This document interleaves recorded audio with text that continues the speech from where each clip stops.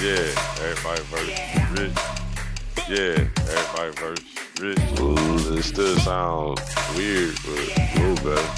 Yeah, everybody versus rich. Nigga, your shit sound like trash, dog. I can't understand nothing. Yeah, everybody versus rich. Yeah, everybody. Nigga, your shit sound like trash, dog. I can't understand nothing. You need to go to school or something, learn how to work with computers or something, nigga. Yeah, everybody versus rich. Yeah, everybody versus. Nigga, your shit sound like trash, dog. I can't understand nothing. Yeah, everybody versus rich. Yeah, everybody. You got rich.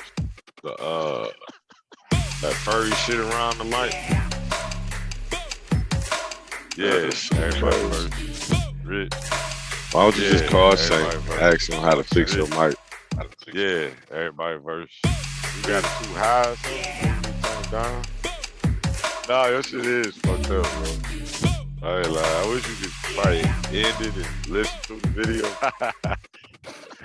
This show I've ever encountered in my life. There's too many technical difficulties, man. It's the worst shit. It's the worst show I ever been on. Nah, this shit crazy. Why don't you just call Saint and ask him how to fix your mic? You got a lemon head. The lemon head effect. Yeah, you're not a nigga, you're a lemon head. So it's impossible. Tony Stark was able to build this in a cave with a box of scraps. It's impossible.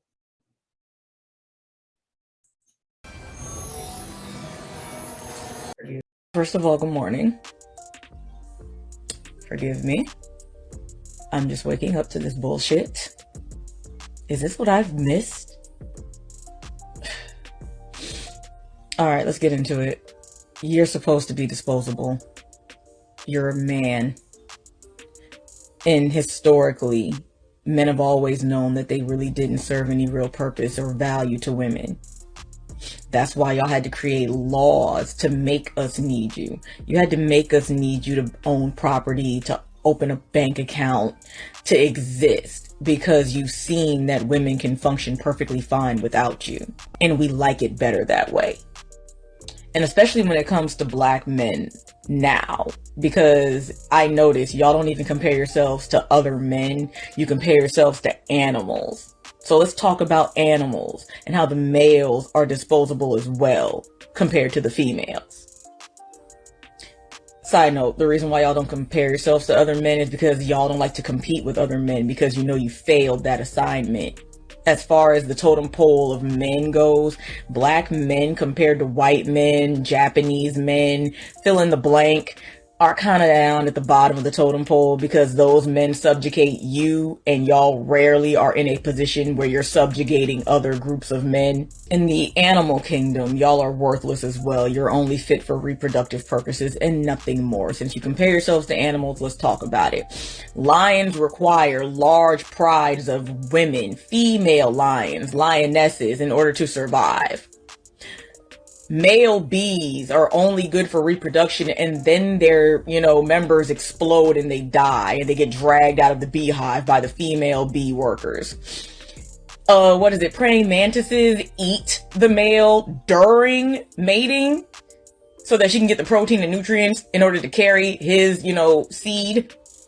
Like, throughout history, animals and human males have never been good for much of shit else but fucking.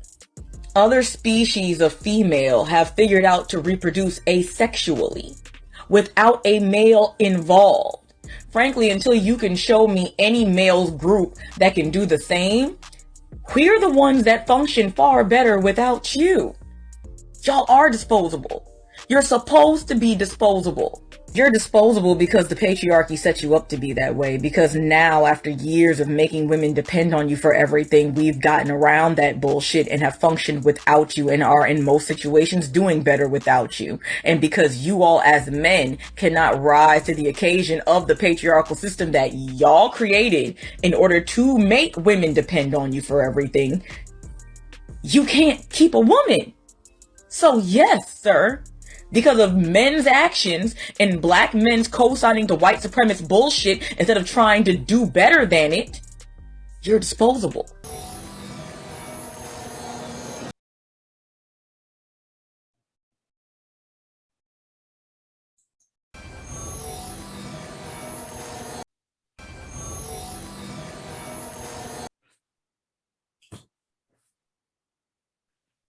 All right. Welcome to the show. Welcome to the show, everybody. It's been a minute. It's been a minute since I did this. It's been a minute since I did this.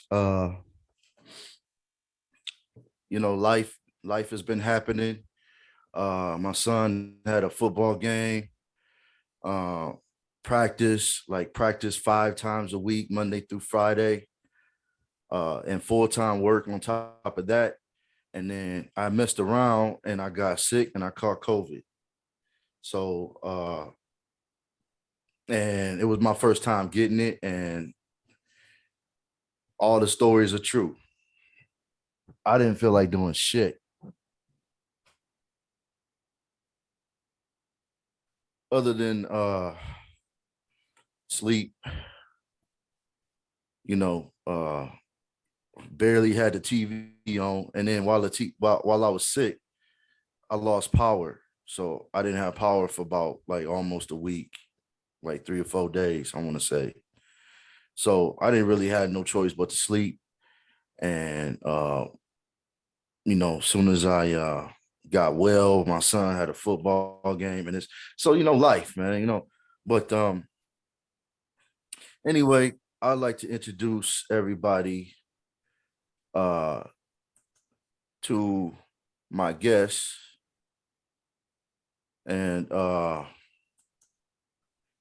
guest that I have on today, first of all, I see my boy, he been in here waiting patiently. Mr. King. What's happening, good brother? Good evening to everybody. That's right. We're gonna get this crack-a-lacking, man, because I know you got a lot of things you want to share, a lot of thoughts. Mr. Mike, you there? Can you hear? Mr. Mike. Okay, Mike must be busy. He'll be back in a sec. I'd like to welcome to the show for the first time ever my sister, Danielle.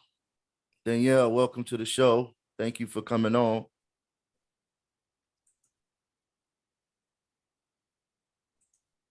You might be muted. Hey, brubby. Hey, I'm so glad you made it. What's going on, Danielle? Hey, how you doing? It's good Do to you see remember, you. Good to hear your voice. Good to see do you you. Do you remember Mr. King from Westland Street over in Southfield? Yeah, we've talked. Yep. Yeah. Okay. I remember him. Good to hear your voice. That's what's up. I want to start by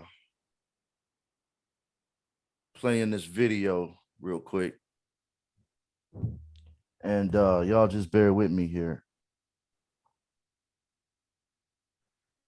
And then we'll go from there. And then I kind of, because see, there's a sentiment out there, and it's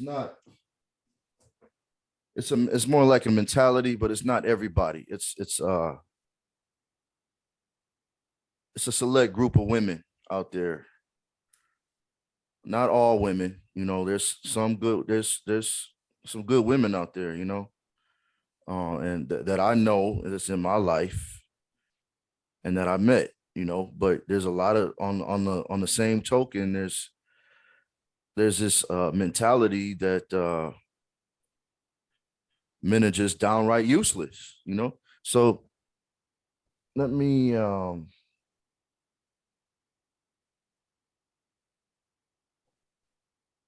go ahead and play this video real quick. Let's see here. Y'all bear with me. But there's a lady by the name of Cynthia G. She's a content creator on YouTube. And she pretty much has some really foul things to say about Black men.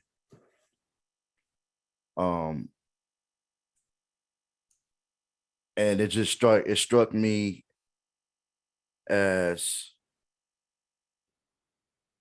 a person who's hurt, somebody who's had a lot of trauma in their life, you know. Can y'all hear me? Yeah, listen.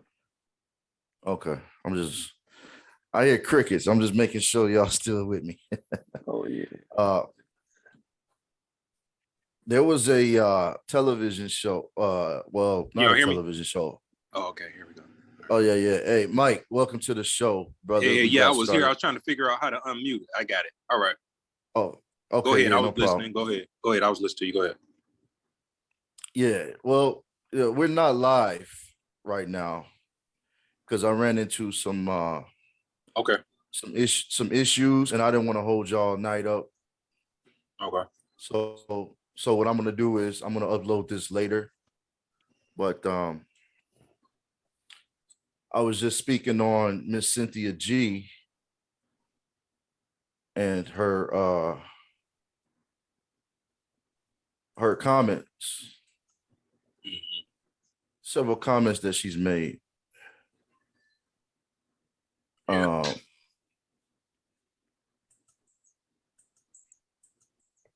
One second.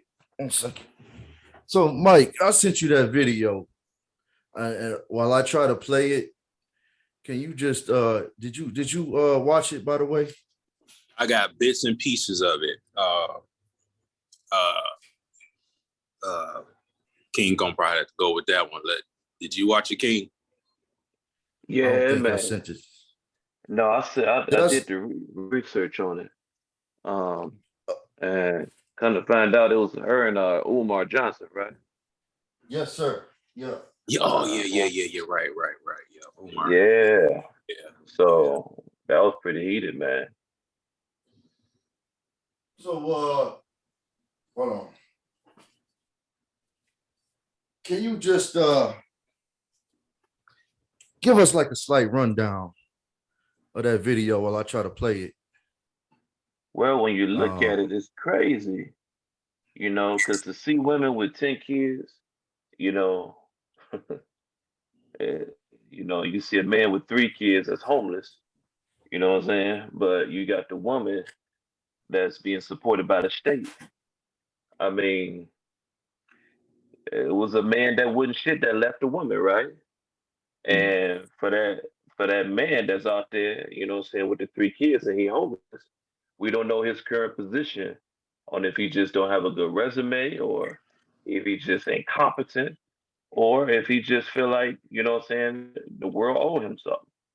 And so it's kind of hard to generalize it and say that men ain't shit. But, you know, you have to actually think about it. Are we fit?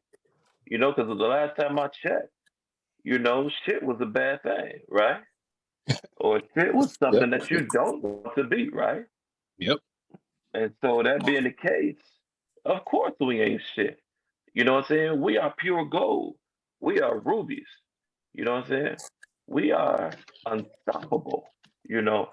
And when I say we, yeah, that's we, us men. But they right, niggas ain't shit because niggas is a mentality. You know what I'm saying? Right, right. Niggas is a way of thinking. You know what I'm saying? I've seen women talk like niggas. You know what I mean? But that don't mean that they're actually a man, but it's a mentality. Because if Uh, you was to ask Frederick Jones, you know what I'm saying? Are you shit? No, he'll say I am the shit because I invented the air conditioning unit. You know what I mean? If you was to ask G Cook, you know what I'm saying? You'll say, are you ain't nothing but shit? He's like, yeah, I am the shit because I invented the auto fishing device. You know what I'm saying? If you was right. to ask Richard Spice, you know what I'm saying? Because I invented the auto gear shifter. You know what I'm saying? If you ask what, Robert Fleming Jr., you know, you ain't about shit. He'll say, no, I am the shit because I invented the guitar. You know what I mean? I'm the reason Right. why you bumping and riding in your car every day. Without me, you wouldn't have them high tones that you can bump to and talk to your girls and speak about how men ain't shit. You know what I mean? Yep. So, I mean, let me know when I want to stop. You know what I'm saying? Shit. Let me know when to stop because we can go on. There's a lot of men that have proven to be the shit, you know what I mean? Because they invented the stethoscope, you know what I'm saying? The stove, you know what I'm saying? They invented the lawn sprinkler. If it wasn't for J.W. Smith, your grass would be yellow, ain't looking good. But because this nigga, so-called nigga, invented the sprinkler, now your grass should be greener. You see what I'm saying? So it's a mentality. And I think these women are talking about the mentality of niggerish. You know what I mean? Yeah. Yep. But not necessarily the black man or the ancient Kemet, you know what I'm saying, or the you know the gods of this world. You know what I mean? And so it's really a mentality that she got misconstrued. And with Umar Johnson, he gonna always be the prince of Pan Africanism. You know what I mean? So he's got to put his twist on it. So yeah, that's what I got out.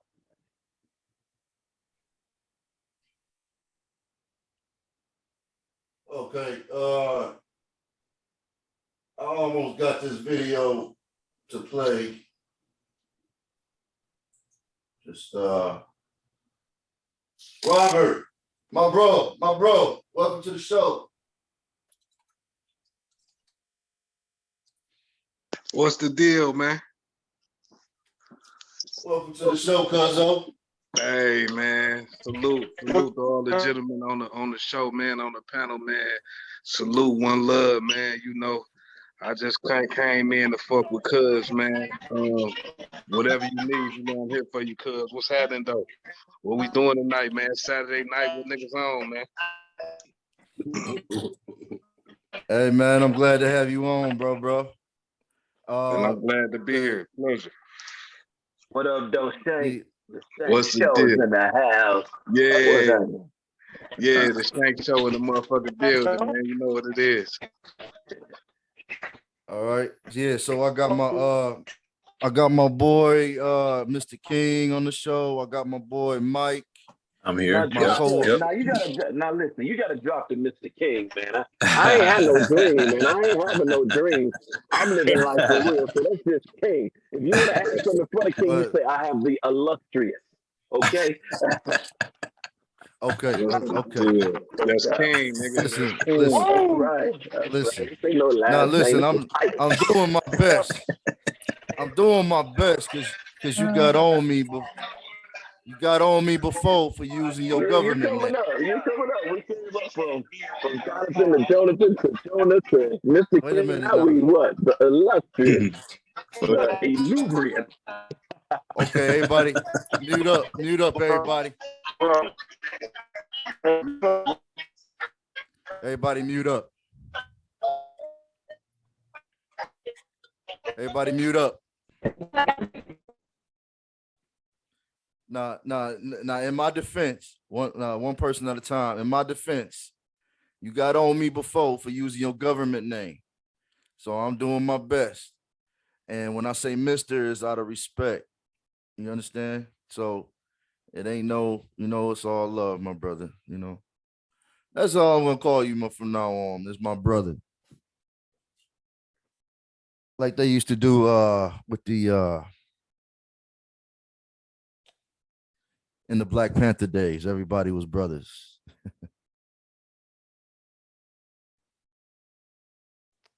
Robert, brother Robert, brother Robert.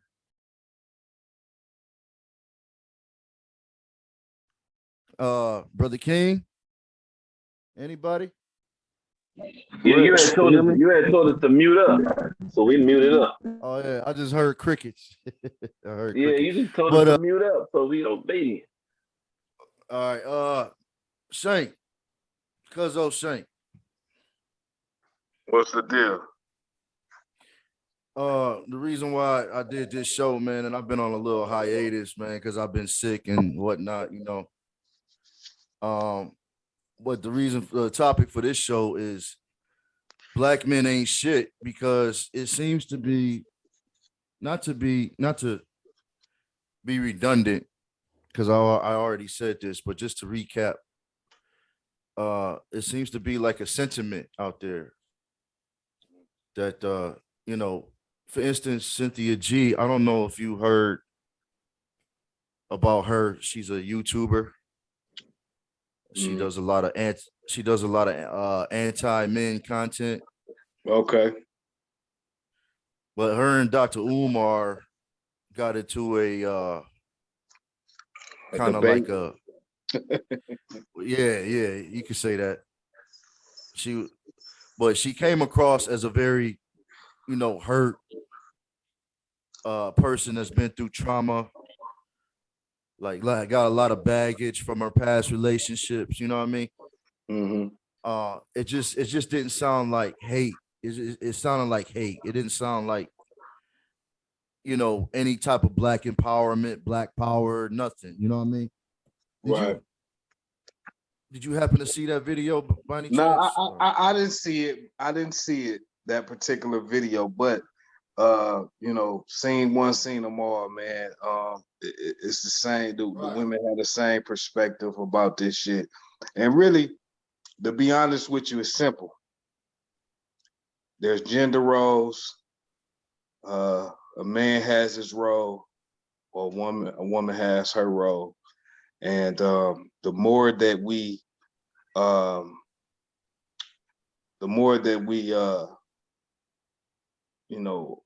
go along with what it was set out to be, the more success we will have. So I think that we get so far away from how it's supposed to be that we just continue this cycle of relationship after relationship, failed marriage, failed this, failed that. And it's simple. A woman should be feminine, agreeable, for the most part, feminine, agreeable, and submissive. Okay, and submissive is not a bad thing. When usually when we say submissive, women cringe and they think that it's disrespectful, but all it is just another word for agreeable, right? So the man is supposed to protect, provide, provision. This is how it's supposed to be, but a lot of times women and men come in a relationship for the wrong thing. Like if we want some short term, we have to say that, move like that. Everything that we do should be, I'm single, I want some short term. If we want some long term, we have to move like that. We have to be ready, because we know in this society that we live in, the European standard is one man, one woman. And so women expect that. So if you're not, as a man, willing to give a woman yourself exclusively, then that should be known. We have to get out of the game plan and the trickery and the fuckery. You know what I mean? We have to do what's right. And what's right is to be honest and upfront and let that person choose what they're willing to deal with. You know what I mean? So it's simple, man. They could say men ain't shit, but if you look at the statistics on everything, 60% of black men is childless in the middle class, 60%. So there's a lot of eligible men that are out here that a woman could be happy with. But this is the issue. The issue is women don't want that nigga. The women want the rapper, the 1% nigga making 100,000 or better, can give her the lifestyle, the entertainer, the actor, the athlete. They want something like that. And that's only 1% of men. So everybody can't get that. So it's simple. It's like either you're gonna compromise and deal with a cheating nigga or a gambling nigga or something, but maybe he, taking care of the household though. So you can overlook some shit, you know what I mean, and make this shit work. You're gonna deal with something is my point. It may not be what I just mentioned, but it may be something else. Who knows? But nobody's perfect. No one human is perfect. And we gotta start setting these expectations properly. We can't expect niggas to get millions of dollars and just be angels.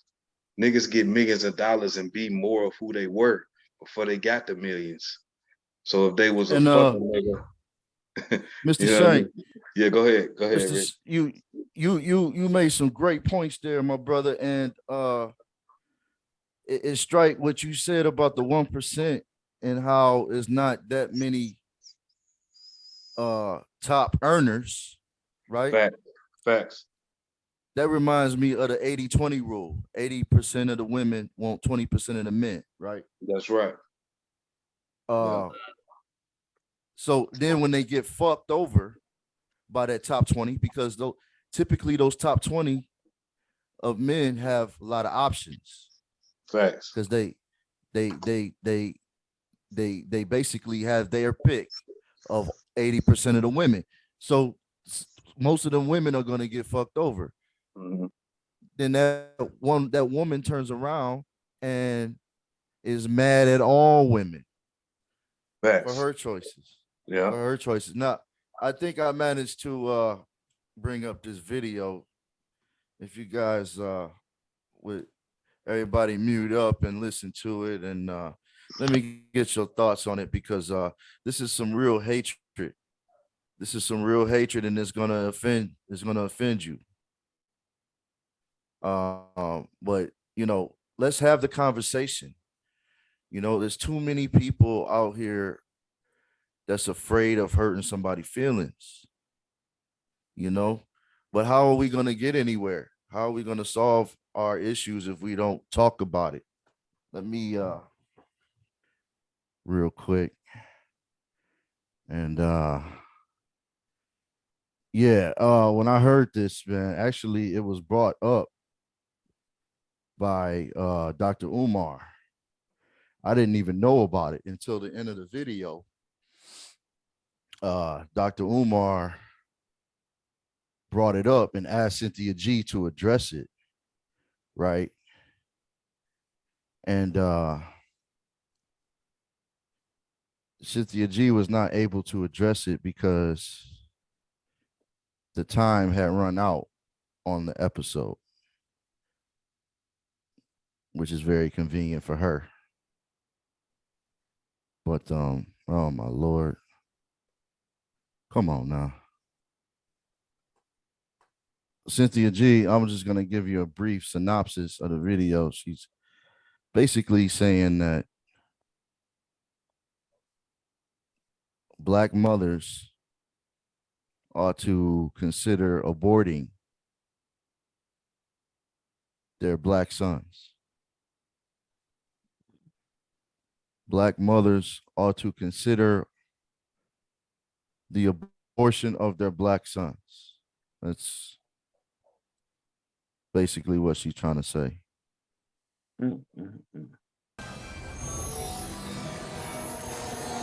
really think Black women don't understand. I think you don't understand the critical point that we're at. I think we don't understand the seriousness of it, because Black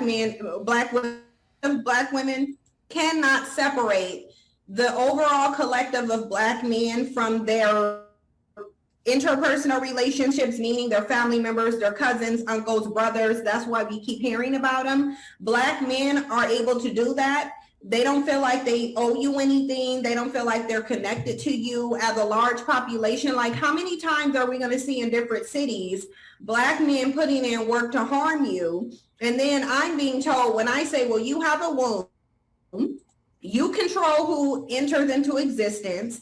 If these men are not going to raise their children, they're going to leave you single. Some of these men are in support. I'm seeing more and more men, even men that have been loosely affiliated with the Black manosphere, saying abort. Of course they are. 2 men actually shared an message today that, like, some of these men need to have been aborted. But see, here's my problem with that. I would say that abortion is something that Black women should be considering when it comes to giving birth to these men. And again, I know that people are looking at it as if it's something horrible, that is genocidal, but at this point, it literally is connected to your survival. Bitch.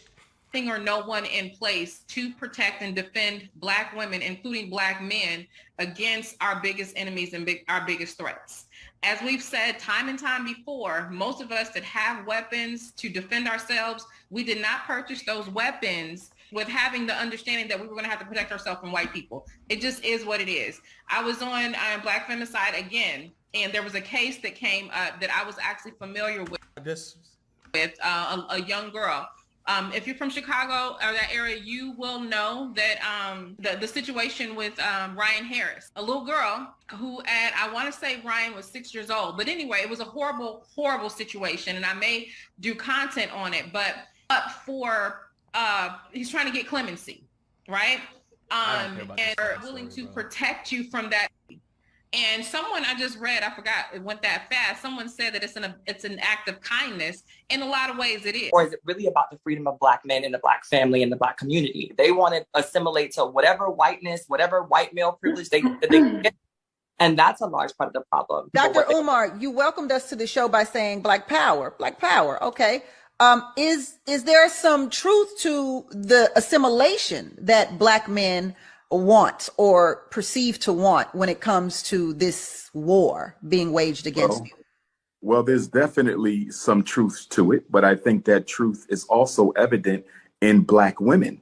Black men, many of them may choose to want a white woman, but many Black women choose to look like white women. So we have to look at ourselves, and we have to recognize that the pathology is not more of one gender than the other. That's the issue I have with conversations that seek to see who is more at fault, the Black man or the Black woman. It's not about who's more at fault. We rise together or we will perish together. The Black man cannot survive without his woman, and the Black woman cannot survive without her man. And the issue that I take with my 2 sisters' narrative is I hear a lot of criticism. I hear a lot of condemnation, but I don't hear any empowerment. I don't hear any solutions coming from either one of them. It appears as if that there is a hatred towards Black men by those sisters. Even when they said, why are we going back to 1960? Let's stay in 2022. That is so immature and irresponsible of a statement. As a psychologist, when a client comes into my office, the first thing I perform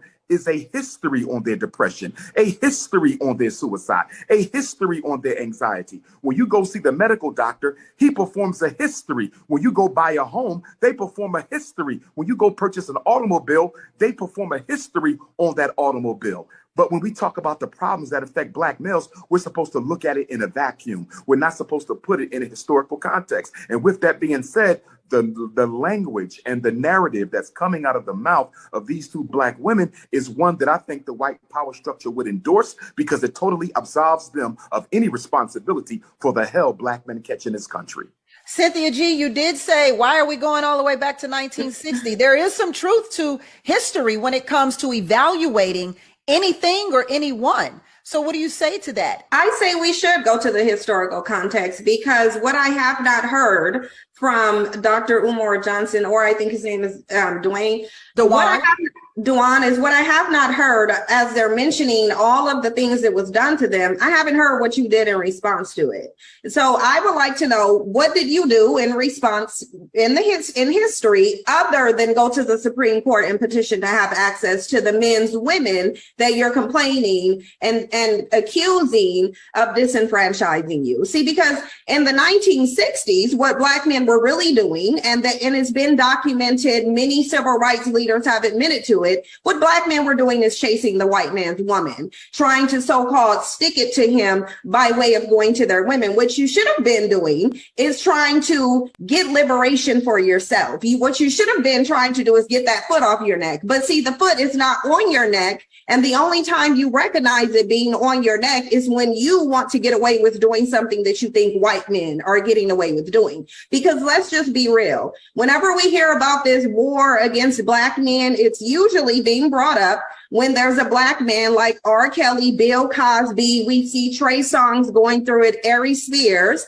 when they engage in some degeneracy, and then they're getting a consequence for it. And Black men think that because they perceive white men to be getting away with crimes, they want to be able to get away with crimes as well. The reality is, Dr. Umar can sit up here and list all the different ways that the system is disenfranchising Black men and Black men in a victim vote. But the reality is, what he cannot tell you is what Black men did in response to it, because they did nothing. They laid down and they nested under the skirt of their non-Black preferences, and only to complain that whenever they commit a crime, they're not getting off like they did. So let's find out. Dr. Umar, what have Black men done?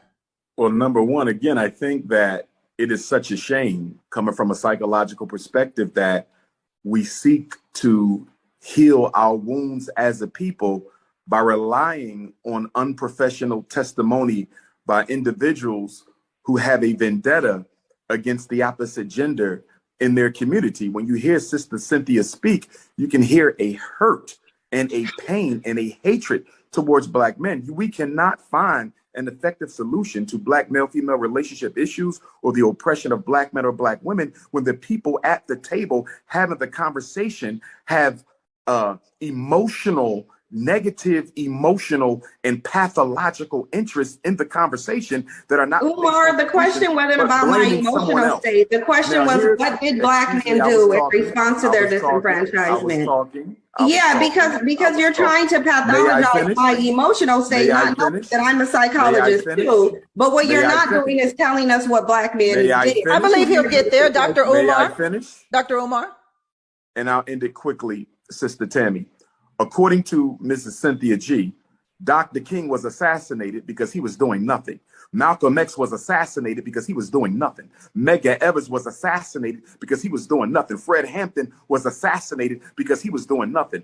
That narrative that Black men have done nothing to fight back against systemic oppression, not only against ourselves, but against our women, our children, our elders, and our community, is absolutely ridiculous. The cemetery is filled with Black men, names we know and names we don't know, who gave their life for the freedom, liberation, and emancipation of African people. How can you disrespect the history of so many Black men, past and present, who continue to fight? I'm sitting in a school right now that we built with all Black money, 4 buildings that we're going to educate Black men in. It's not easy to solve our problems because there's always Black people in your very same community who's fighting against what you're trying to do to help it. But in addition to that, the white power structure is always waving its wand of oppression to try to sabotage anything we do. I think that the analysis of our women is too overly simplistic, and in being such, it is dishonest.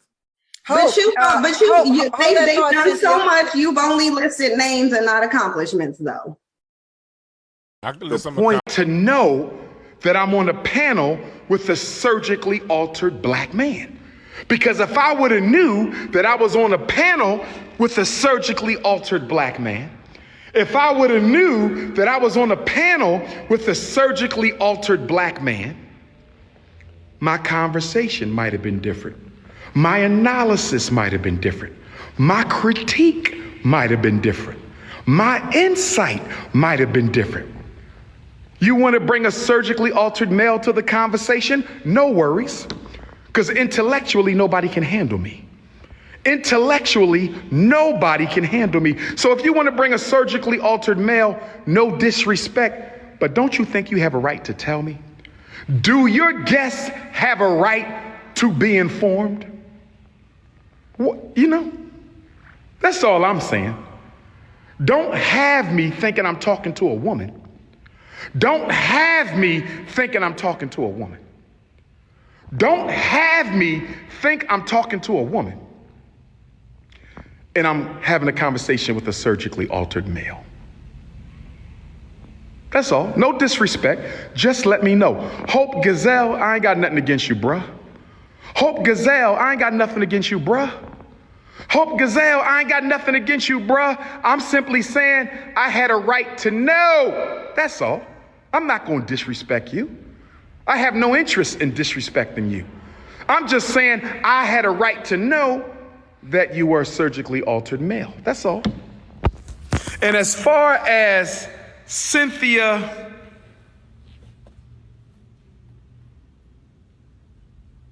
I'm not even going to speak on her. I'm not even going to. All I'm going to say is this. I hope my sister gets some deep spiritual therapy because she was hurt by a black man in her life. I hope my sister gets some deep spiritual therapy because she was hurt by somebody, and a black man hurt Sister Cynthia real bad. And I love my sister. I love my sister, Cynthia. Cynthia, I'm not going to say nothing against you. Yes, you were mean and nasty, condescending and rude. You hate black men, but I love you anyway because you are still a beautiful African queen. Do you hear me, Cynthia G? You know what the G stand for? The G stand for go get some psychotherapy. Cynthia G. The G stands for go get some psychotherapy. I love my sister, Cynthia. I love my sister, Cynthia. I ain't gonna say nothing to disrespect that beautiful African woman. But as a therapist, as a doctor of clinical psychology, I'm referring Cynthia G to the Association of Black Psychologists for some post-traumatic relationship dysfunction disorder. I said post-traumatic relationship dysfunction disorder. I said post-traumatic relationship dysfunction disorder. Post-traumatic romance disorder. She just need some therapy to process the trauma. She just needs somebody to help her process the trauma. But that's my sister, and I love her. I'm not going to disrespect. I'm not going to disrespect. Okay, so I'm going to stop it right there. I just read the messages, and did one of you guys say there was no sound to that video?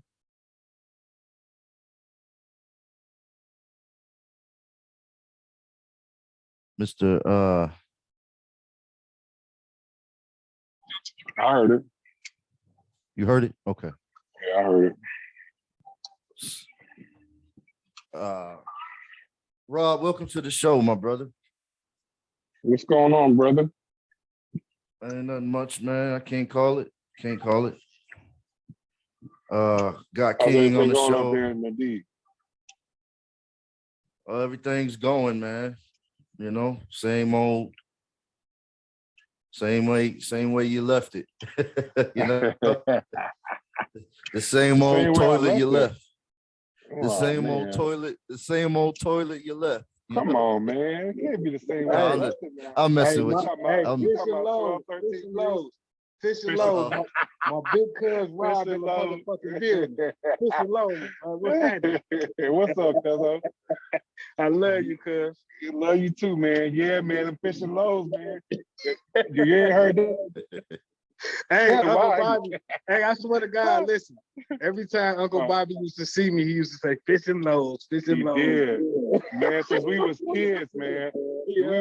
We walk in, go over his house or wherever he was at, and he'd be like, oh, here come the fishing lows. Yeah. That was crazy. Hey, Rob.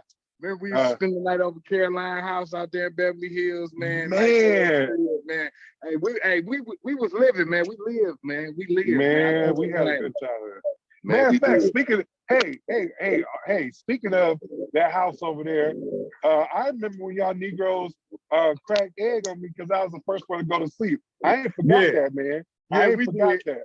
We did. Y'all did. We was on all type of fuckery back then, man. I know. Hey, I was like, I'll be the first one to go to sleep. And my dumb butt knew what the rules was because they was already laid out. And my butt said, I can't hang. I gotta go to sleep. And I woke up with egg in my ears, everything. But no, we had a good time on there. We had a good time. We had a good time, man. Hey, look, I wish, I ain't gonna lie to y'all, though. I'm gonna tell y'all something that's facts to me, man. I hold dear to me, man. I wish that we could really be like we was when we was younger, man, because we was really more united. We were together more. We interacted more. And I know everybody had what they got going on.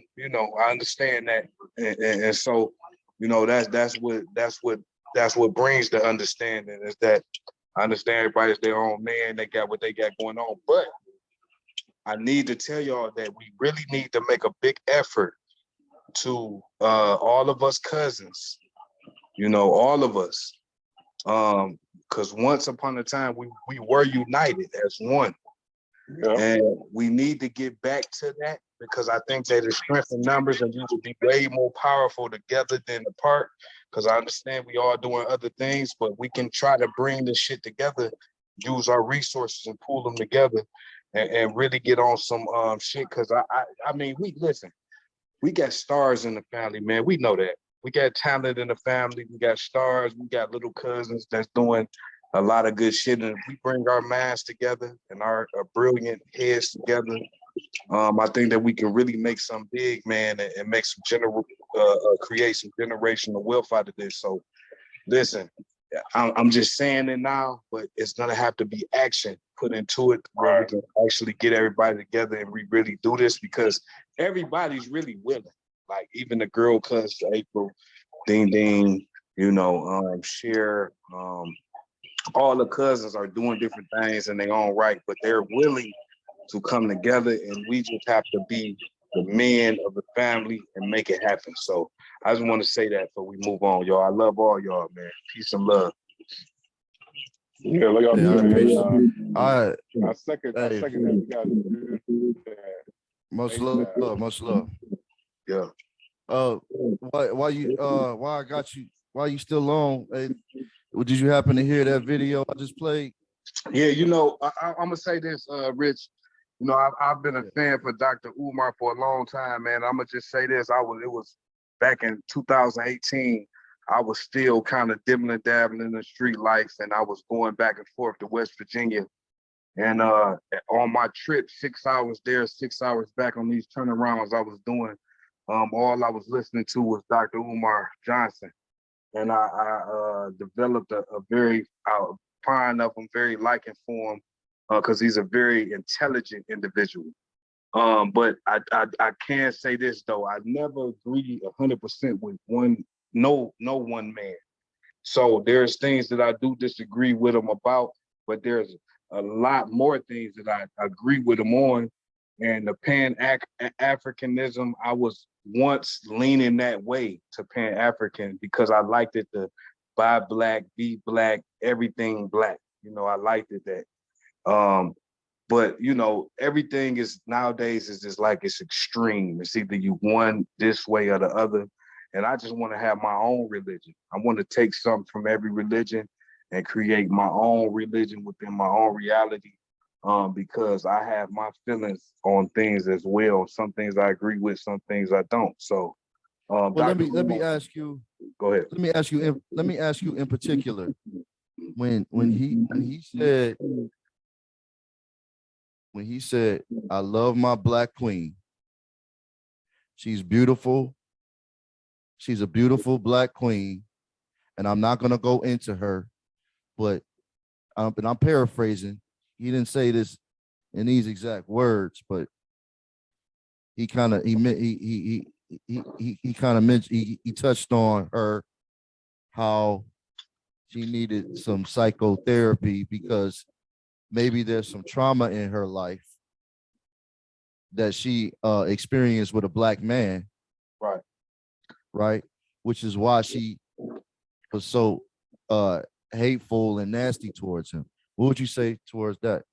Well, I would say this, right?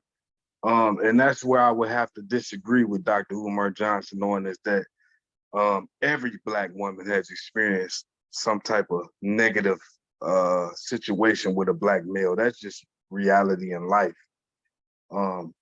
So we can't put the focus on that. We have to put the focus on them picking the right Black male, them having the tools and having the knowledge to pick the right Black male.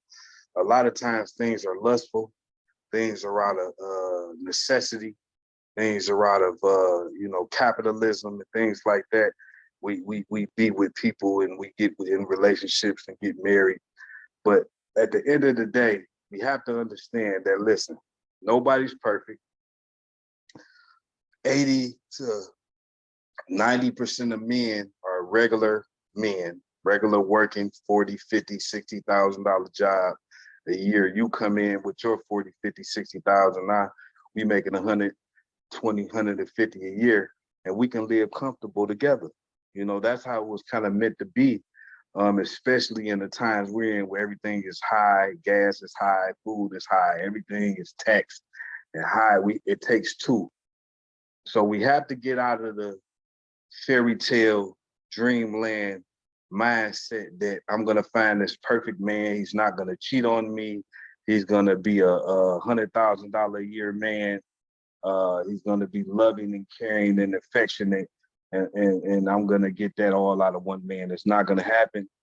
You gotta stop looking for that. So we gotta get back to the old days. And I know a lot of modern women look down on the old women, but we have to remember that the old women, our great grandmas, our grandmas, they took a lot of shit. They were house moms, but they raised good character kids, good values, character. That's where we came from. That's why we're able to do the things that we do, because we were raised and got our values from a woman who stayed home and took the time to take care of us and teach us things. And that's why a lot of our mothers and aunties know how to cook, know how to clean, know how to keep themselves, maintain themselves as an adult. So that in itself, as a parent, I think people think that you're supposed to give your kid the world and the stars. You listen, you raise your kid, they have clothes, they have food, you've raised them to an adult. And that's all that you're really expected to do at that point when they're adult. They're expected to take over and do things from there. But, I just think with that, man, with the question that you asked me,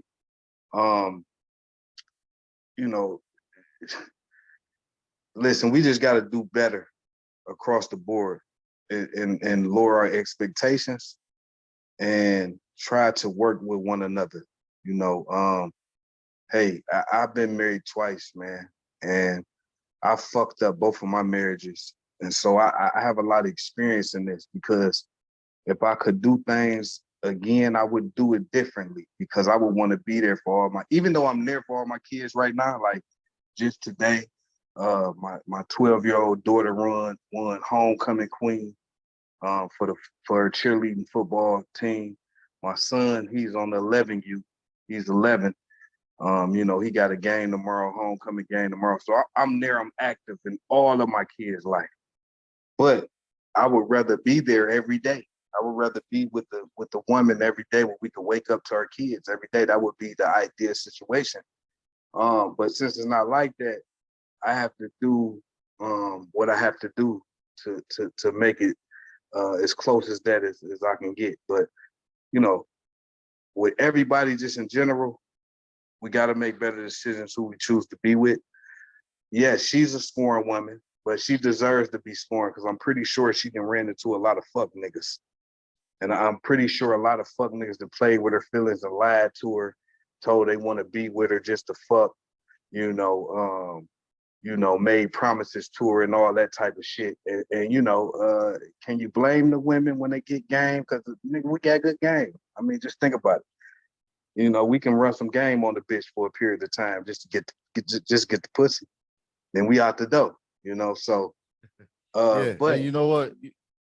but let some. me end with this. Go ahead. Let me end with this. It's up to us as responsible men to start treating our women better, man. I'm gonna just say that it's not all on them, even though it's a lot on them because they choose who they have sex with, they choose who they want to be in a relationship with. It is a lot on them, but we have to take some accountability as men and start being truthful with these women and honest and upfront and not leading them along, for our pleasure. Right. Hey, big facts, and I appreciate that. Hey, brother Rob,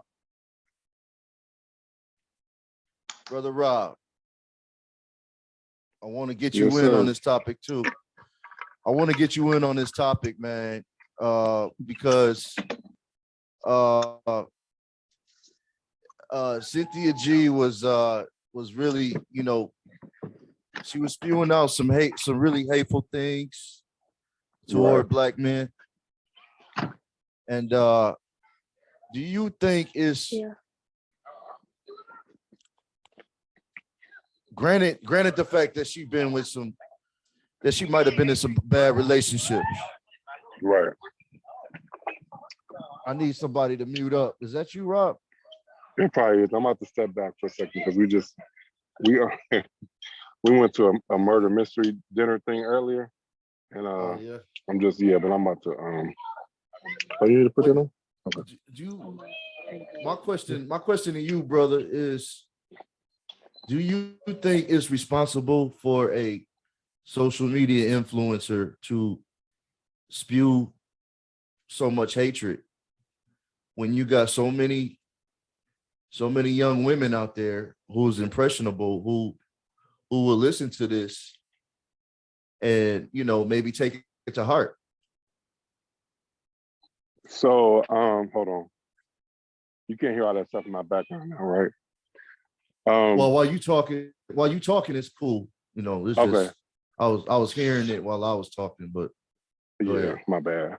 So basically, man, I think it goes back to like what was that? Whoever the guy was talking, the doctor was saying about she probably went through some trauma, right? So you gotta think, man, people need an outlet, right? And so, a lot of people if you notice, people dump on social media, right? They put their business out there.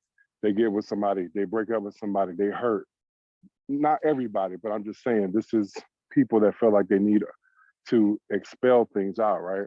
And so, is it responsible for her to do that, knowing that potentially other people or other women could potentially even take part in that? I mean, no, but she's not doing anything different than most other people do, and so she's generalizing, maybe a couple situations that she might have had, you know what I'm saying? And it's unfortunate, but I think for her and a lot of other people, it just kind of goes back to, you need help. I think maybe the bigger picture would be getting help to deal with those things, right? People, especially in the Black community, mental illnesses and things like that is so under talked about and it's pushed to the side and stuff like that. And just things that people go through, hurt, broken relationships, whatever that may be, losing a loved one, whatever, right? You don't know till you go through it. But at the end of the day, I think she's just screaming out.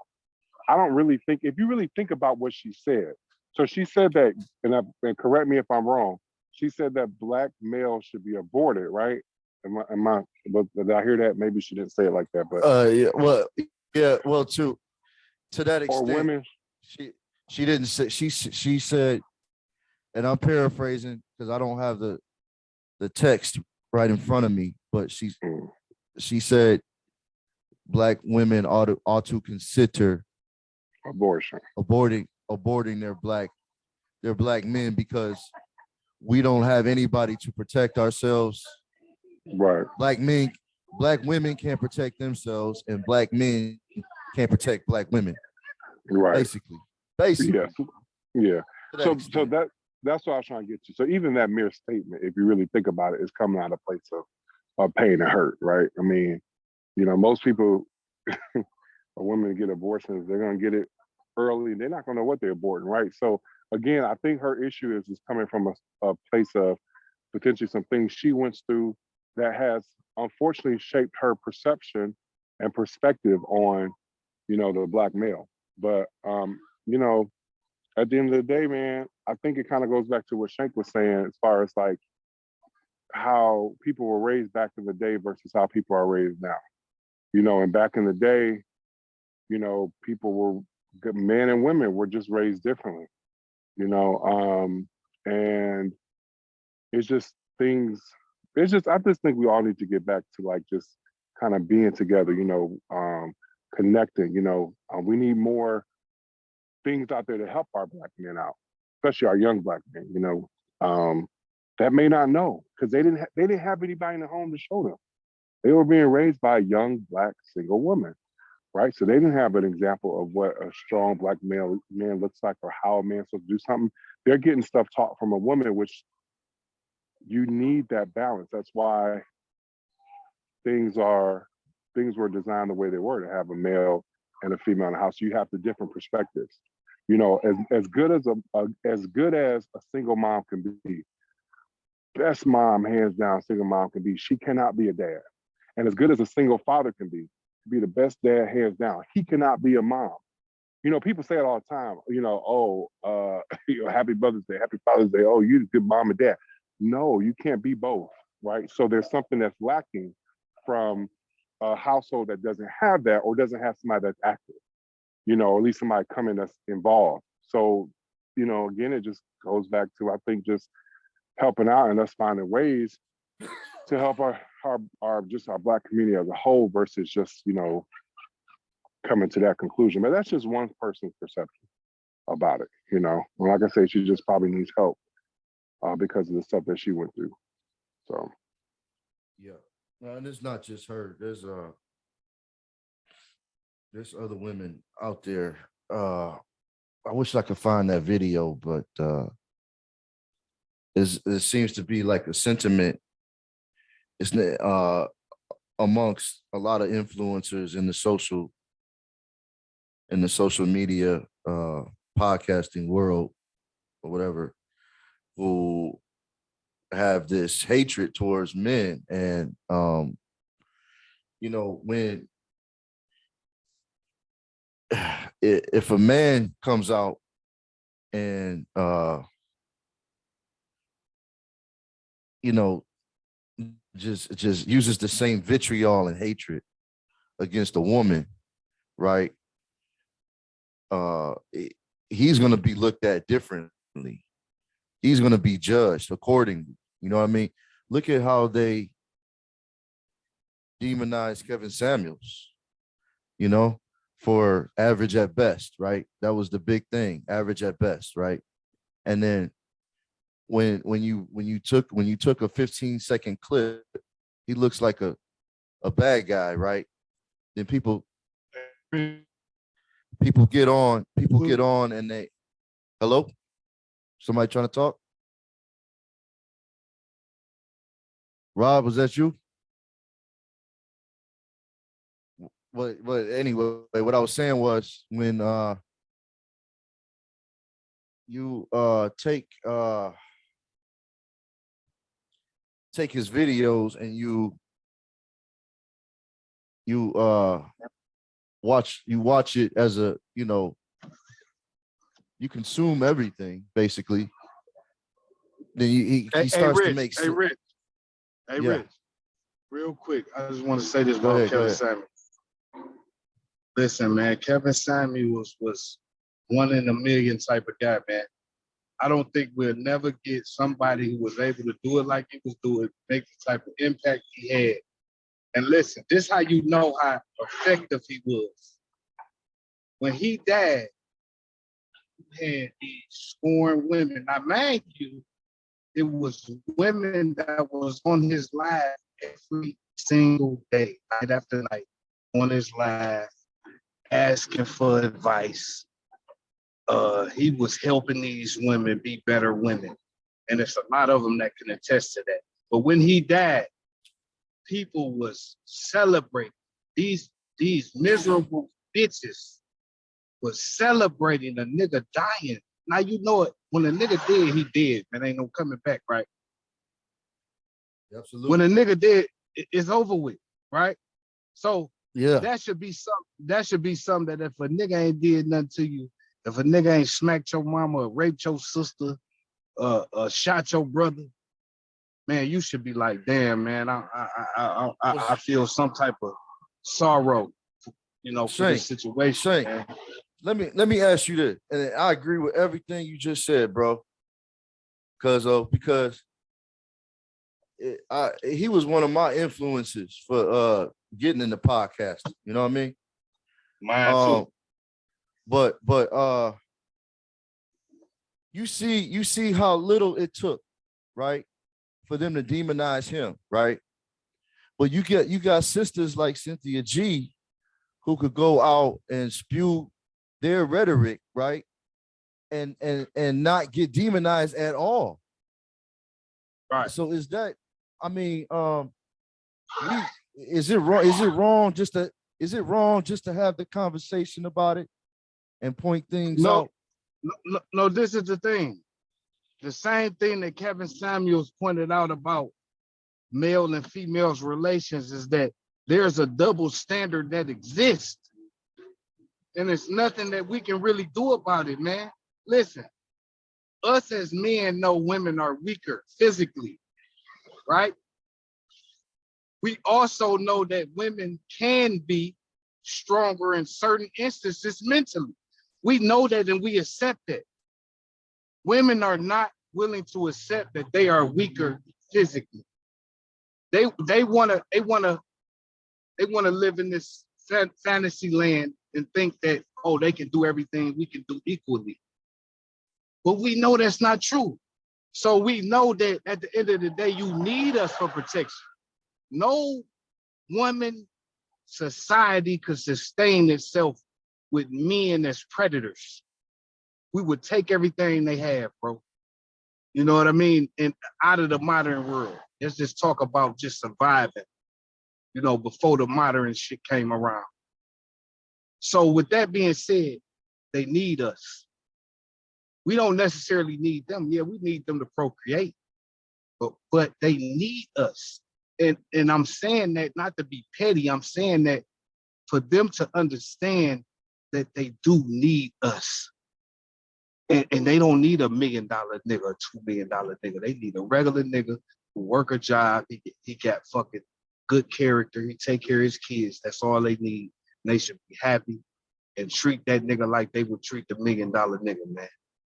And we would be able to get our race as a people back online because all the other races are doing it.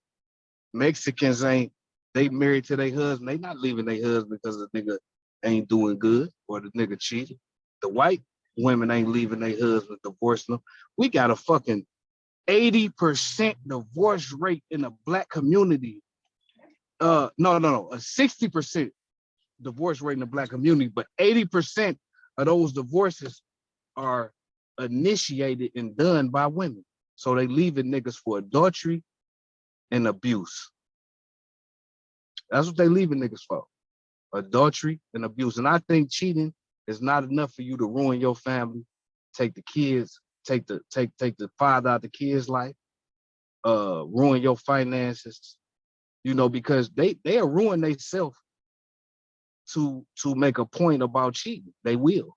It's just the reality of it. They'll say, fuck this, I ain't dealing with this, I'm gone. I do it by myself, knowing that it would be better with two. And to me, that's self-sabotage in the finest. So my thing is this, y'all.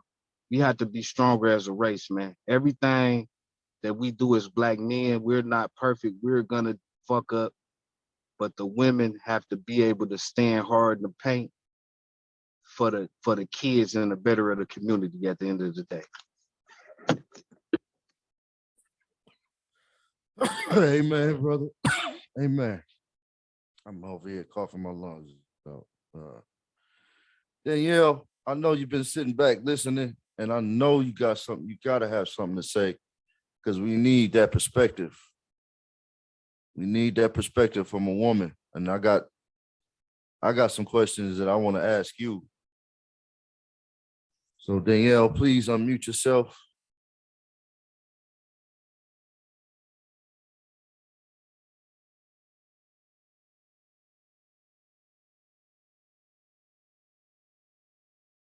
Okay, well, let me read your comment. 1 second. I'm gonna read a comment from Danielle.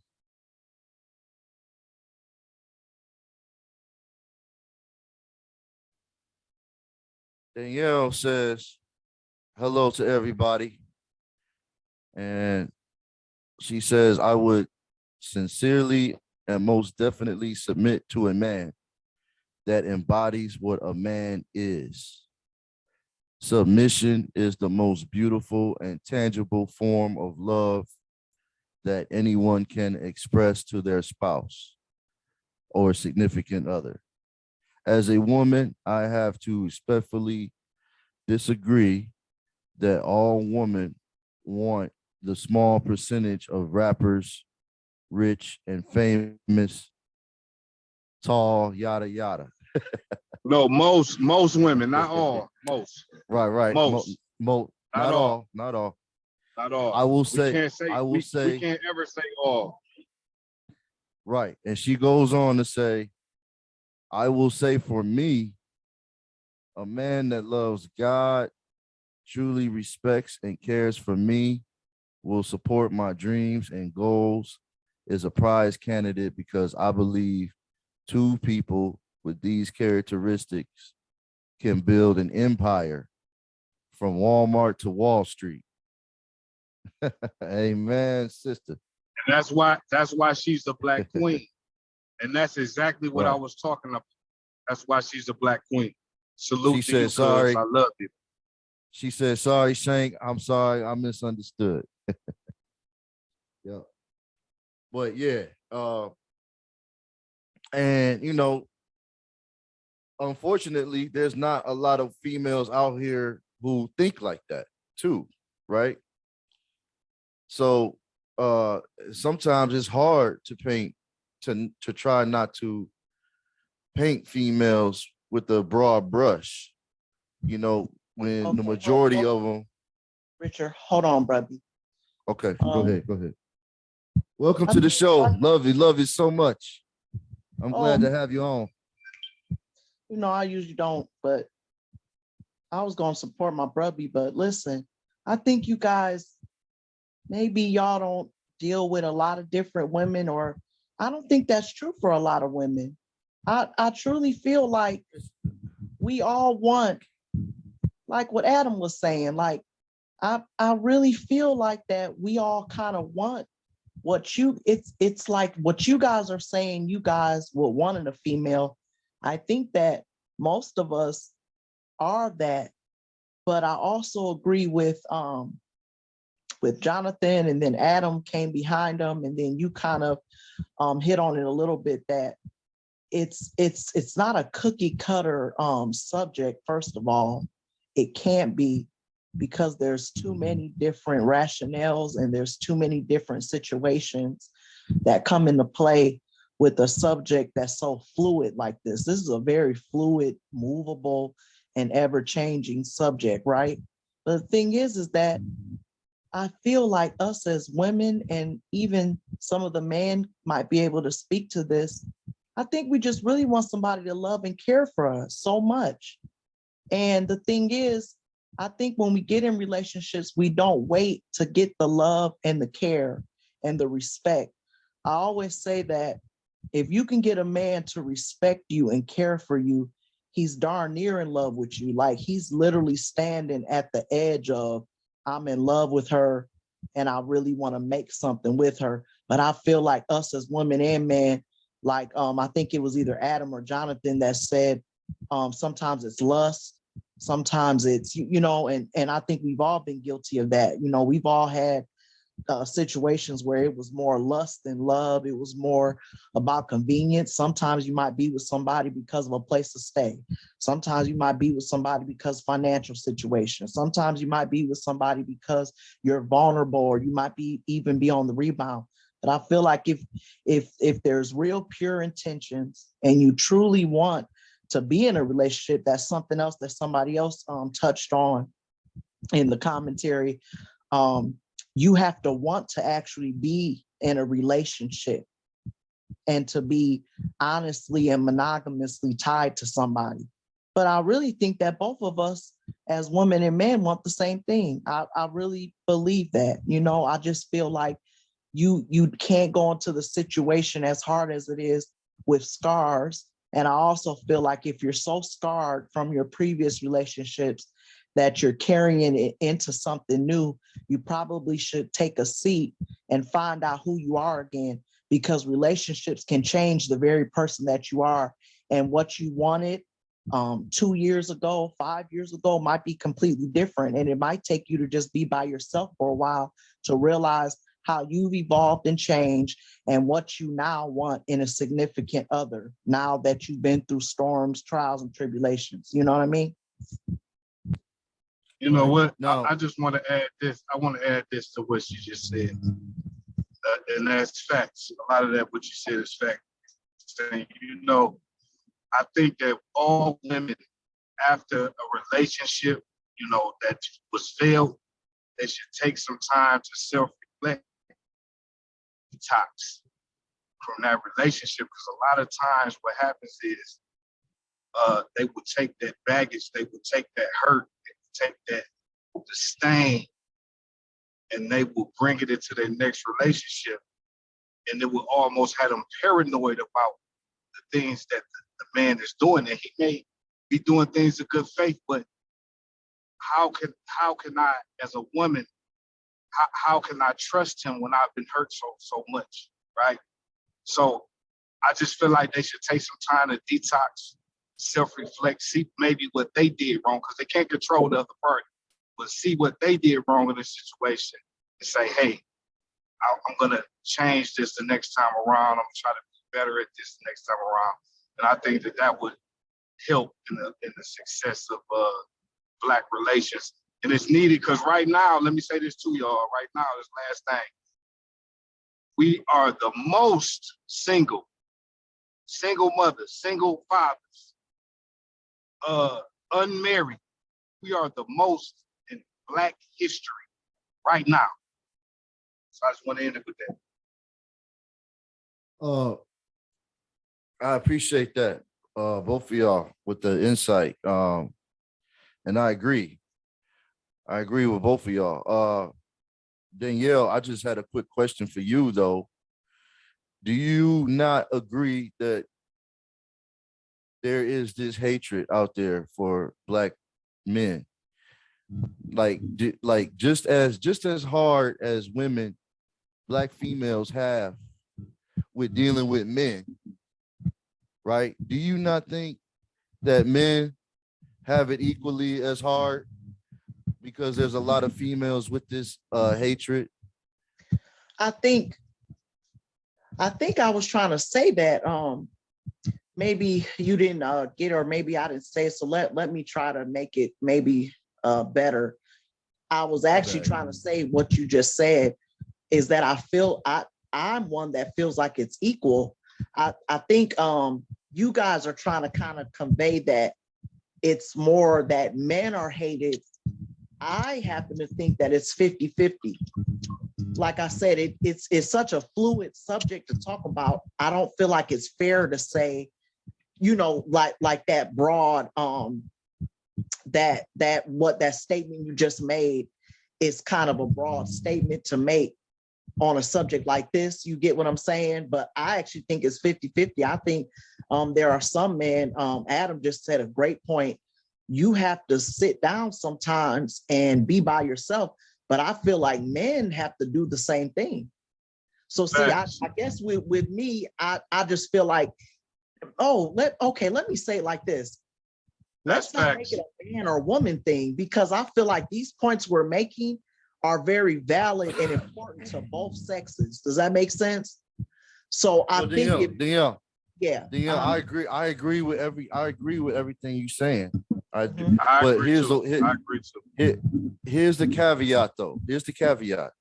When you look across social media and you look across the YouTube, you know, all the different podcasts and podcasters, you're not gonna see too many men out there demonizing females and, you know, saying let's abort black female, let's just be done with black females. Let's go with the white girl. So let's cut that part off. I'm so glad you brought that back up because there's Cynthia. Well, hold on. There's your Cynthia G's out there of the world, but it's not just her. But go ahead. Right. No, I'm glad you brought that up because I forgot to hit on that point. Brubby, that right there is just something that's evil, and that I just hate that we even have to talk about that because that's just something evil, and I feel like that is something rare. I haven't heard a lot of women say that these men should be aborted. I mean, I haven't. Maybe I'm ignorant to it. To me, that's just something that's so off and evil that we don't really even need to really discuss that. You get what I'm saying? Like anybody that could say that and really mean it, she needs to work on herself, and it goes deeper than relationships. It is something, you know, hurt people. So whoever hurt her, she really needs to, again, sit down by herself, seek some therapy. You know what I mean? Because that's not something you should be saying about anybody. I mean, let's abort people. I mean, come on, you get what I'm saying? So, but as far as everything else, yeah, I really feel like, and then you brought up social media. I mean, Richard, should we really be living our lives through social media? Because a lot of that stuff on there is not true about real life anyway. It's only what people depict and what they want you to see. Even with the commentary with Umar Johnson and this lady, this Cynthia G lady, that was their specific situation. And it doesn't, I don't think it correlates to a lot of people's lives. I mean, maybe I'm wrong on that, but and that's a great point. That's a great point. We should not absolutely be not living according to social influence in our you know, directly in our lives, but we cannot deny the fact that those influencers are there's a lot of young women out there who listen to these social influencers. Absolutely. And I believe there ought to be some type of, you know, responsibility when it comes to what you're saying. Absolutely. You know what I mean? Because when you put stuff out there, you know, what do you say to that, cousin Shane? What do you say to that? Well, not only do the influencers have, you know, they're saying it, you got to think about it. You got the music, you got Meg Thee Stallion, you got Cardi B, you got Glorilla, you got Sweetie, you got you know, all these different ladies who you know, rap about you know, basically being the nigga in the relationship. Basically, they are the aggressor in the relationship. Basically, they are modern situation, right? It's not, you know, giving the man the lead. It's they taking the lead. And so you got these young women who coming up, they like the music, they listening to it, they're being influenced by this shit, right? But the whole time, this the trick, right?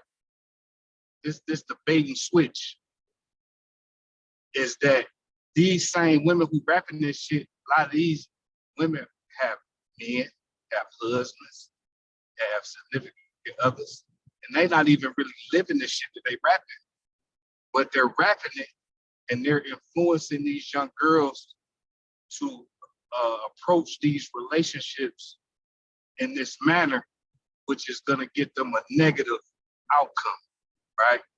So we have to look at this across the board and say, what do we have the influence in our households, or the social media have it? And I'm going to say this: I believe social media has it.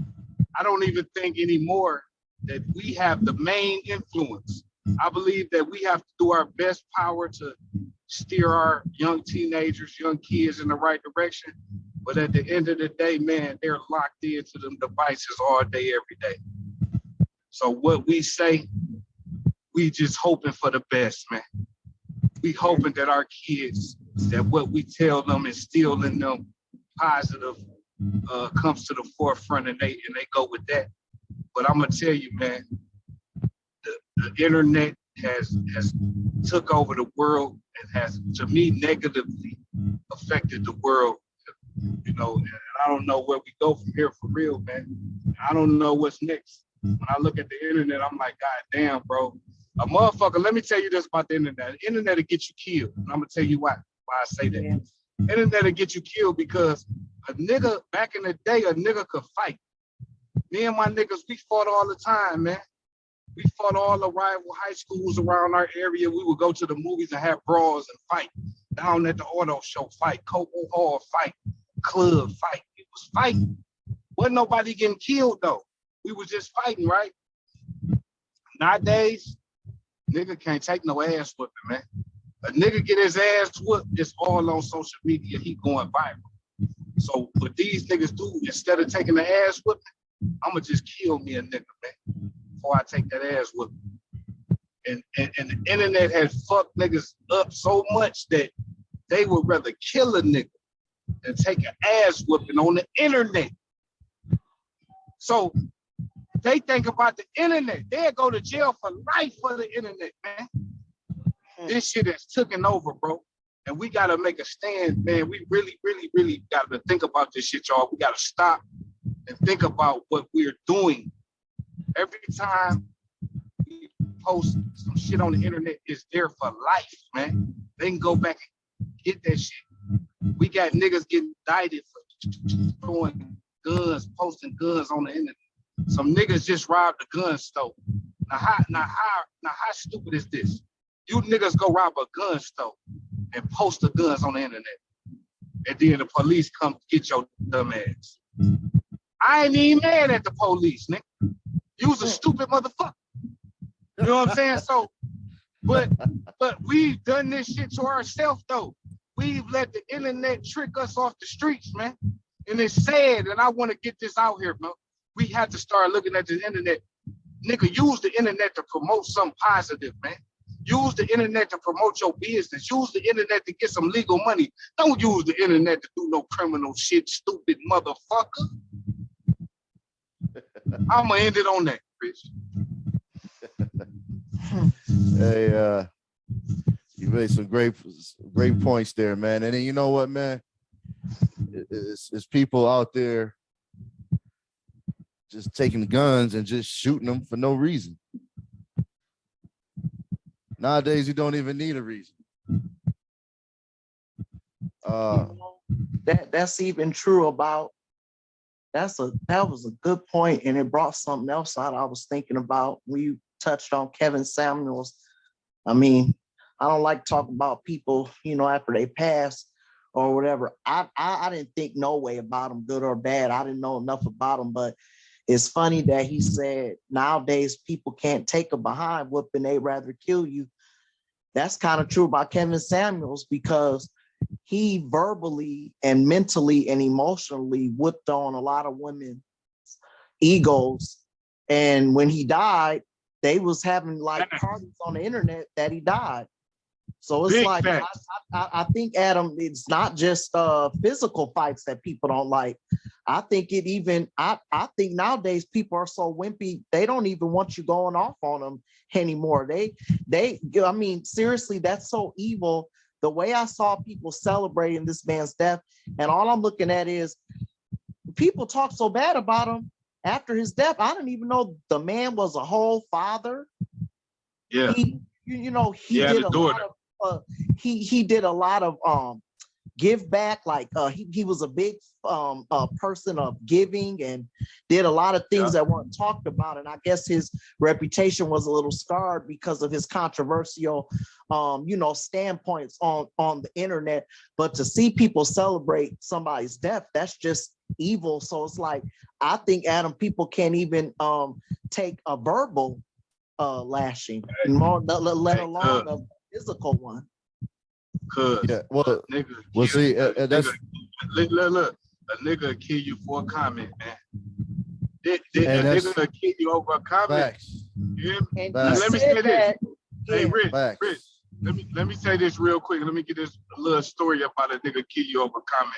Then I'm done. Look, some years ago, there was Boosie was on live. Boosie Badass, he was on live, right? And a nigga got in the comment, an up and coming rapper. He was from I want to say Minnesota, Milwaukee, one of them. I think Minnesota. The nigga got on under Boosie's comment and said, "Bitch ass nigga, I kill your son, you hoe ass nigga." Right? Now Boosie seen the comment. Now, man, it's on live. All this is public information. I wouldn't even be talking about it. It's public information. Boosie seen the comment. Boosie said, "Oh, nigga, you gonna threaten my son online?" Hey, he told somebody in the background, "Hey, find out who this nigga is." Right? He ended the live. Now the nigga, the rapping nigga, I think his name was Lil Coldhead. Y'all can look this shit up. His name was Lil Coldhead. Lil Coldhead said he was gonna kill Boosie's son on live for everybody to see. Lil Boosie said he took offense to that. And he said, "Bitch, you gonna kill my son? What you even talking about, nigga? Okay, find out who this nigga is." Listen, not longer than a week, about a week and a half later, Lil Coldhead was dead in the doorknob, man. He was dead in the doorknob. And that's not to say that Boosie did it or whoever, you know what I mean? That's not to say that. But I'm just saying how words that you spew on the internet can get you killed, my nigga. Words are powerful. Yeah. Words are powerful. And, you know, I don't know I don't know what your religious persuasion is, Cuzzo, but you know, the whole world was created with words, you know. That's right. Let there be light, and we're made in God's image. So our words is just as powerful, you know. But yeah, you know,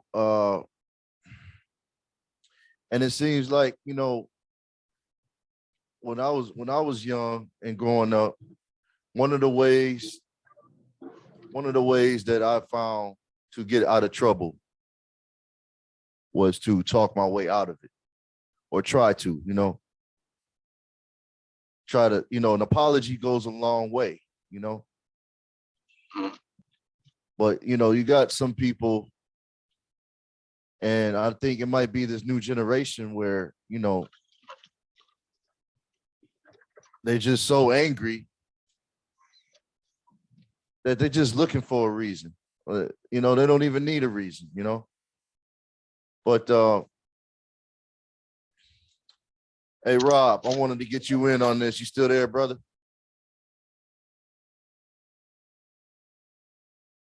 Okay, he might be busy, but I'm here. I think conversation is healthy. You know what I mean? There's a lot of people in this generation who might not agree with me because they're so into their emotions. And that's another thing too, is that there's too many emotions going around. You know, when there's more emotions, that leaves less room for logic and critical thinking, you know? So do you think, I mean, what do you think about today's day and times, brother? And just having conversations and trying to talk things out.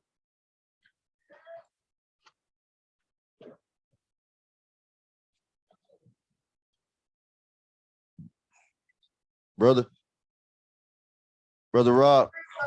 What'd you say, bro? I'm sorry.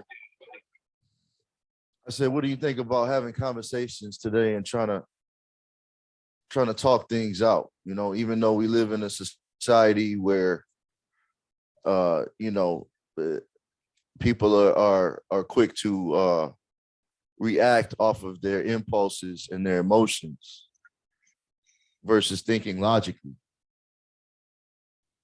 Well, I mean, I feel like there's a lot of misunderstandings because of a conversation. So there's a lot of people that are upset, mad, frustrated, and the person that they're upset, mad, and frustrated with, they don't even know that they're upset, mad, and frustrated with them because they had not had a conversation. So they just internalize everything, and you just keep on going without just saying, hey, let's reason, or hey, let's talk about this. When this happened, this, or I felt dot, dot, dot. And then also, though, on the flip side of that, you got people that want to have conversations, but you got people that aren't willing to have those conversations because they don't want to, quote unquote, face the music, or they don't want to hear somebody else out. They're only concerned about their viewpoint, their feelings, what they're doing and all that. Have a good one, man. And they're not concerned about anybody. Okay. They're not concerned about anybody else. So you got those closed-minded people that when you try to have a conversation with them, they're not willing to. So yes, I think conversations and communication in general would go a long way and would probably fix a lot of things and, probably mend a lot of relationships too. You know what I'm saying? Because like I say, most of the time when somebody does something to somebody and it offends them, if they walking around mad, they're not calling the person out talking. The other person going on chilling, having a good time, having their best life. They're not even knowing that there was an offense because, like I said, that person had a conversation with them. Right. Yeah. Yeah. Okay, so I appreciate everybody for being on the show. We're gonna end it right there. Thank you, Rob. Thank you, my brother King. My cousin Shank. Thank you for coming on. Appreciate you. Danielle. In the building, man. You know what it is. You hear, man. Make sure I'm fucking with you. Make sure y'all. Hey, listen, let me say this, Rich. I just had shoulder surgery, man. So I've been down. I ain't been able to fuck with you. But listen, man, I'm here at all times. We gotta support each other. And I'm telling you, we gotta come together, man. Let's come together. Let's put some shit together, y'all. For real. It's lion blood, nigga. I'm down with that. I'm down. I'm down whenever, man. Let me know when the next show is gonna be, and I'll be on, All right. But how far along are you with the shoulder? So I had it on Friday, last week Friday. So I'm like a week out right now. I'm healing up good. We got lion blood, nigga. We got warrior blood. So when we take an injury, we heal up quick so we can get back on the battlefield. You feel me? So the doctor looking at me like I'm crazy because I'm moving this bitch around, nigga. I'm active. He like, niggas be fucked up right now, nigga, in pain. You feel me? And I'm moving around. I told him, I said, yeah, Doc, I got lion blood. He smiled at me, man. So, hey, man, like, man, you know what the fuck it is, man. Like Wolverine, huh? Hey, listen, I remember we was like Wolverine. Remember we was hooping back in the day, bro. And I fractured my ankle, and I was walking around with that. I was walking around with that. What was it? Like a boot or whatever. And I'm like, damn, I want to hoop so bad. You know what I mean? You told me, man. Remember what you said? You said, hey, man, be careful. Be careful on that with that boot, man. You got to let it heal. You know what I'm saying? But I was ready right then and there to take that bitch off, But he was ready to get active, man. That lion blood in you. Yeah, man. Yeah, so we gotta do this, man. I got the game on here. I'm messing around with it, but it's still some things I gotta brush up on, But I just caught the COVID a couple of weeks ago. So that's I've been out for the count. Everybody getting that shit again, man. That's crazy. Bro. Man. Everybody stay safe, put your mask on, man. For real, man. Cause I'm gonna tell you, man, this is my first time ever getting it, bro. and like I was gonna fight it. I was just gonna stay at home and just fight it myself. But it got so bad where I was like, I could my eyes was burning. I had a fever, like, right. Most people had trouble breathing, but I was okay with the breathing. It was just I had a big ass headache, and my eyes was watering. It was my tear ducts was overreacting, like, and I said, you know what, man, let me go to the hospital. I went there, man. They gave me some medicine. I was straight. They wanted to keep me longer, but my son's football game, I wasn't gonna miss that for the world. So I put on all types of masks and gloves to make sure I protect everybody, and I was there for the football game. But between that and the practice and working full time, it's just that I didn't, I ran out of time, and but I'm getting it together. My son, he told me a couple of times that he was sick, and this was like right before practice. You know what I mean? So I sat him down and I said, hey, listen, is this really what you want to do, this football thing? He said, well, are you going to be mad at me? I said, no, not at all, man. Whatever you want to do, I support you. If you want to do it, I will get you there every day. But I'm not going to force nothing on you that you don't want to do. Maybe football is not for you. That's maybe right, because he ain't going to want to do it. Exactly. Yep. That's the same thing happened. He ain't going to love to do it. You going to love to do it. Exactly. So, yeah, whatever it is, tennis, basketball, whatever that he find that he want to do, I'm gonna be there. I'm gonna support him. You know what I mean? But I'm glad that he at least tried, and he found out he learned through doing it that it wasn't for him. You know what I mean? So with that, make sure y'all check out the Shank Show.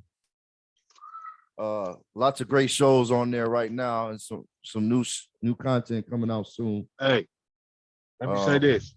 Everybody, I need everybody to go right now and subscribe on YouTube to the Shank Show. Amen. Say man. We get paper, we stay low. I'm on Instagram, Facebook, and Twitch. All right. Please fuck with me. You know what I'm saying? Hey, look. How y'all doing? Rich, Yeah. My cousin got his show. Bro got his show. Hey, listen. We got some big shit going on, y'all. Fuck with us. 'Cause I'm telling you, don't be left behind. Be one of the ones that's got the exclusive package and you in the VIP, nigga. So we can give you this good content, dog, because it's coming. You feel me? And I'ma just say that, man. I love everybody on here. One love, man. Hey, Red, Usher, hey, Cuz, Rob, King, everybody salute, y'all. I appreciate everybody for coming on, and until the next time, one love, everybody. One love. It's impossible. Tony Stark was able to build this in a cave with a box of scraps.